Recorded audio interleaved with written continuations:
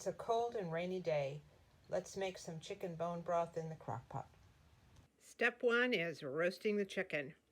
I have these 6 leg quarters laid out in my pans. I grease the pan to help with the cleanup a little later, and put a little bit of oil on top, and I think I'll put some salt and pepper too. Don't have to over season. The main thing is to not have the chicken too close together. Have it fairly separate so they can roast instead of steaming. So I'm about to put these in the oven at 375, and when I take them out, we'll start the next step.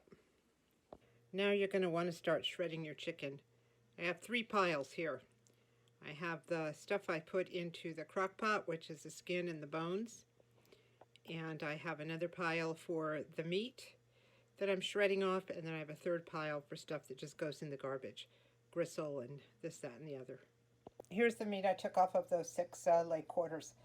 I probably could have gotten more, but this is not a surgical procedure. Whatever's left on the bones will flavor the bone broth even more. And here's what's in my crock pot right now. I've got skin, I've got bones, I've got leftover meat there. I took out as much gristle as I could. You know, you're going to strain this at the end, so if stuff is left on there, don't lose sleep over it. I'm going to be adding a few more elements momentarily, including the leftover chicken oil or grease at the bottom of the pan, some celery, carrot, onion, and of course water. I was saving all my celery leaves in water here, and now I can throw them. They are such a great flavoring agent.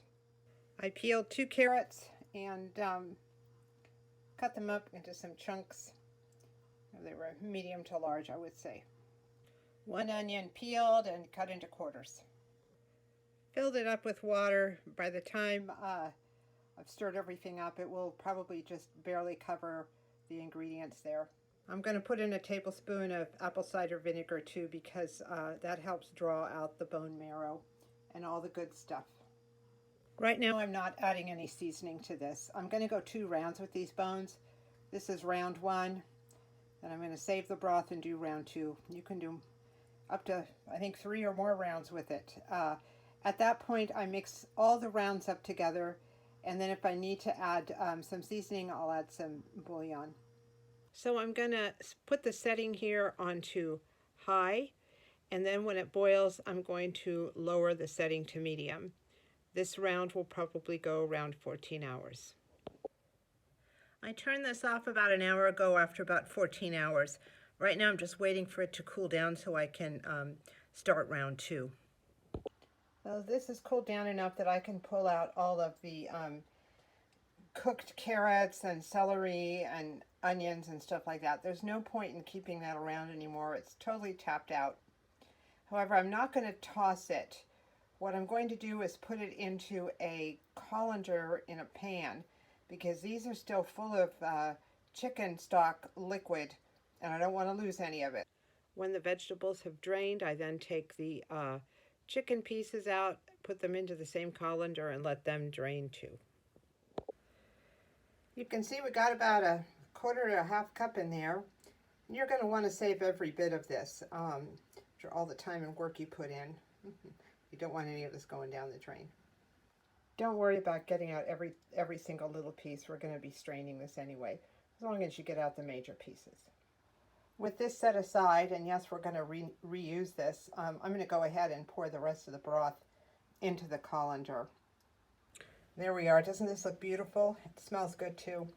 I'm going to pick the colander up and take the rest of the chicken pieces out of here, and then pour the liquid gold here into another container and put it in the refrigerator.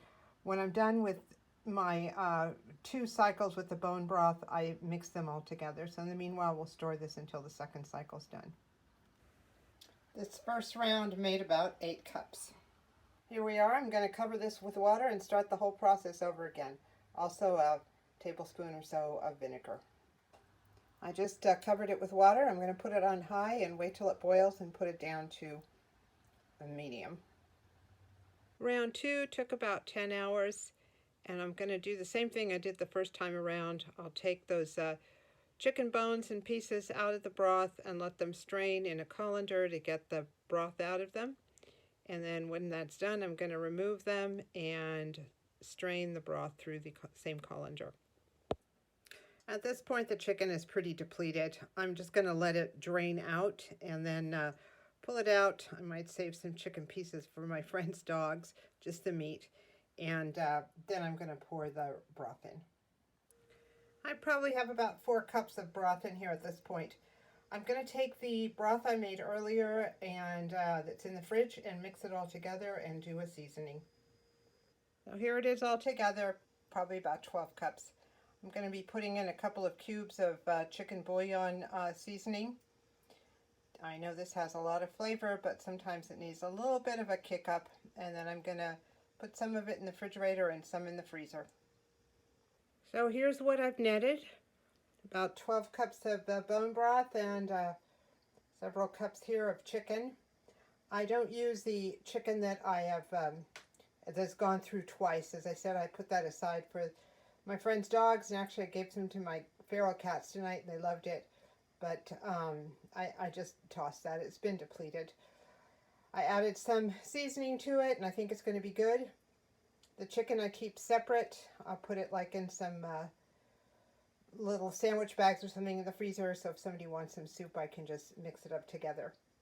Tomorrow I'm having a friend come over, and he requested no noodles, but steamed vegetables. I'll put that in, but this is really good with egg noodles as well.